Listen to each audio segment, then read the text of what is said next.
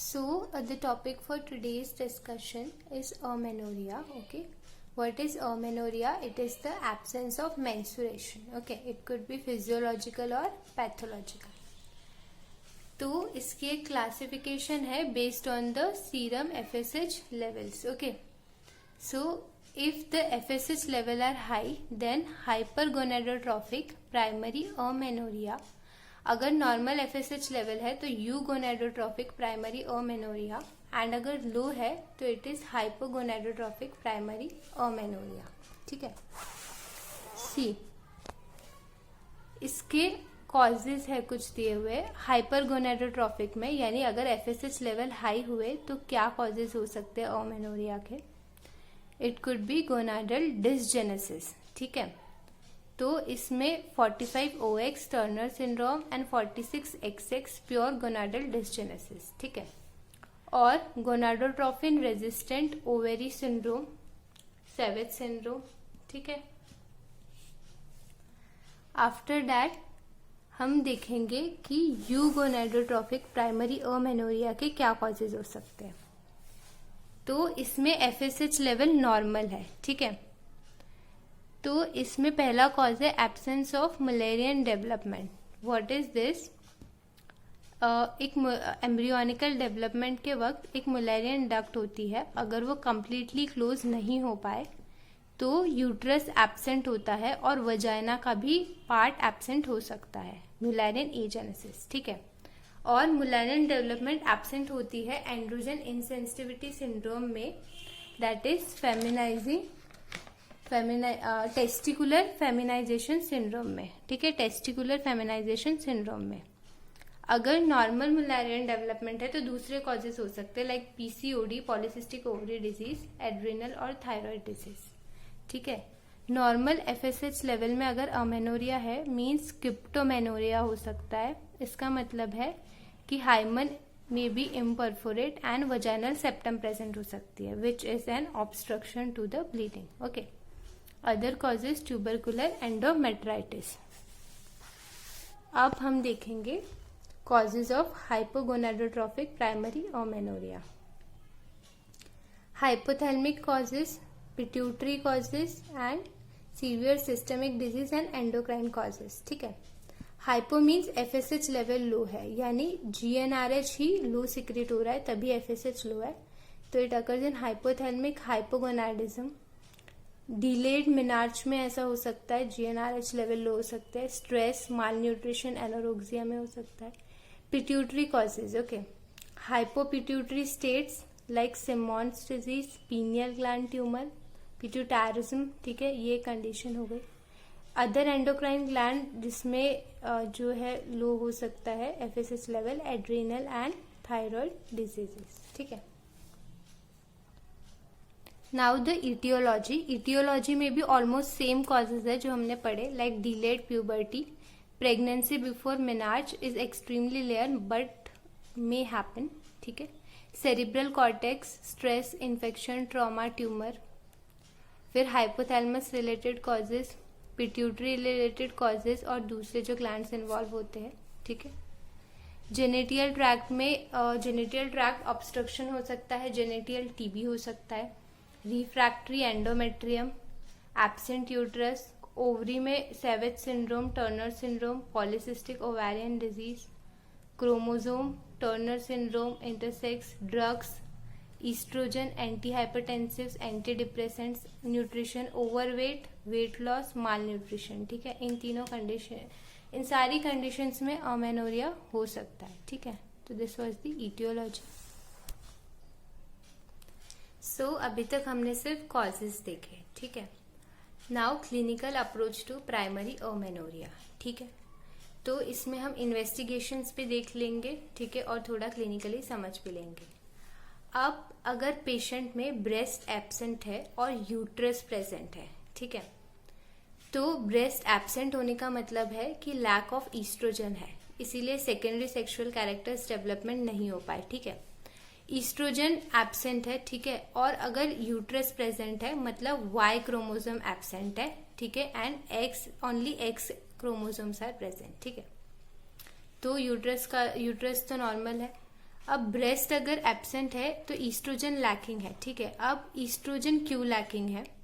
Problem ovary में है या फिर हाइपोथैलेमस या पिट्यूटरी में, ये देखने के लिए एफएसएच टेस्ट करना है।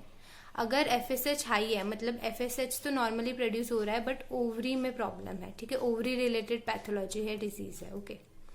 अगर एफएसएच लो है मतलब ओवरी तक ही एफएसएच नहीं आया, इसीलिए एस्ट्रोजन लेस प्रोड्यूस हुआ, तो लो एफएसएच में बी ड्यू टू हाइपोथैलेमस और पिट्यूटरी फेलियर। अब इन दोनों में डिस्टिंग्विश करने के लिए जीएनआरएच टेस्ट कर सकते हैं, ठीक है। दूसरी कंडीशन आ सकती है कि पेशेंट में ब्रेस्ट प्रेजेंट है एंड यूट्रस एब्सेंट है। ब्रेस्ट प्रेजेंट होने का मतलब ईस्ट्रोजन प्रेजेंट है, सेकेंडरी सेक्सुअल कैरेक्टर्स नॉर्मल है, ठीक है। यूट्रस किन कंडीशन में एब्सेंट हो सकता है? एक मुलैरियन एजेनेसिस, ठीक है, मुलैरियन एजेनेसिस 46XX नॉर्मल कंडीशन रहती है, इसमें टेस्टोस्टेरोन भी नॉर्मल होता है, ठीक है। दूसरा वाई क्रोमोसोम प्रेजेंट हो सकता है, ठीक है। यूट्रस एब्सेंट मतलब वाई क्रोमोसोम प्रेजेंट हो सकता है, तो कैरियोटाइपिंग से पता चल जाएगा कि कौन सी पैथोलॉजी है, कौन सा डिसजेनेसिस है। फिर अगर यूट्रस एब्सेंट है तो टेस्टिकुलर फेमिनाइजिंग सिंड्रोम में भी ये एब्सेंट हो सकता है। तो टेस्टिकुलर फेमिनाइजिंग सिंड्रोम में यूजुअली टेस्टोस्टेरोन लेवल हाई होता है। It is also called androgen insensitivity syndrome. इसमें इनसेंसिटिविटी होती है टुवर्ड्स द एंड्रोजन, इसीलिए टेस्टोस्टेरोन लेवल हाई रहते हैं, ठीक है। देन नेक्स्ट कंडीशन हो सकती है कि breast absent and uterus both of them are absent. तो लैक ऑफ ईस्ट्रोजन की वजह से ये है एंड वाई क्रोमोसोम प्रेजेंट होने की वजह से ये कंडीशन है, ठीक है। तो ईस्ट्रोजन लैक क्यों हो सकता है? गोनाड्स एब्सेंट हो सकते हैं, गोनाडल एजेनेसिस हो सकता है, या फिर गोनाडल एंजाइम डिफेक्ट हो सकता है, ठीक है। देन लास्ट कंडीशन में ब्रेस्ट भी प्रेजेंट है एंड यूट्रस भी प्रेजेंट है, ठीक है।